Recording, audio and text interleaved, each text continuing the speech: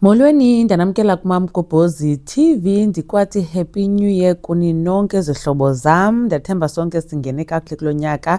So ke usaqala nje unyaka bethunani masimqale on a good note yokugobhoza. Yabona ngoku sizogobhoza nyani.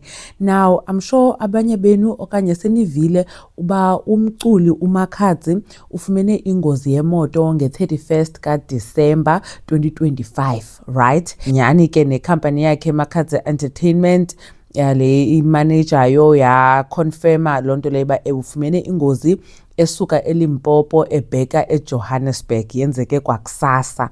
Hayi ke kwasabona ipicture kaMakhadzi esesibhedlele kwi-video call nomuntu bethetha naye ingathi ngumfana. Fine.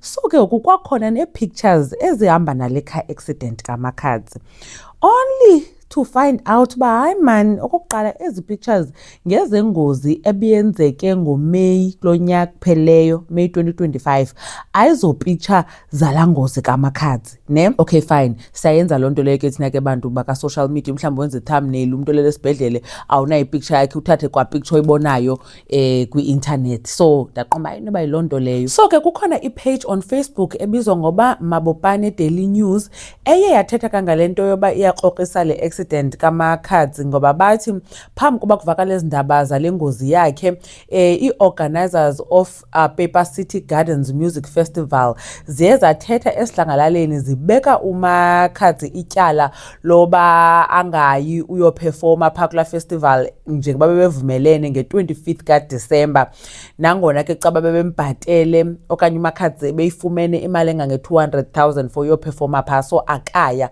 So ke kwi-organizers ezike ziye zachaza uMakhadzi akafikanga. Ndabona nenye i-comment echazayo bacaba uMakhadzi waye wathi bane-flat tire, then apparently kwathiwa makathumele i-location ayolandwa, kuthiwa ke abayithumele i-location. So ngoku abanye ke abantu bathi hey, bathe bobona nezibhandeji zakhe hey ziyaxoxisa, akanawo nomkrwelo, akananix, akanako nokudumba nokungacacanga, but unxibile izinto ubhandeshiwe, but hey kuthiwa lento yakhe ingathi ngoku ikhangeleka ngathi iyi-fake.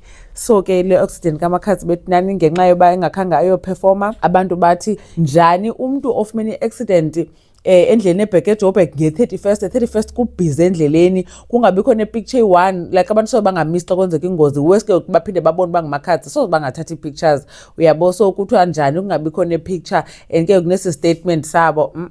So ke itsho into bethunani asiyazi, sawuphinda sibuye sive akukho picture yengozi le kaMakhadzi and akuchazwa nendawo le kanye yenzeke kuyo. Kuthiwa besendleleni ebheke eJoburg, andazi kuyabizwa ke inoba umgaqo lo, but akuchazi uba ndawuni exactly.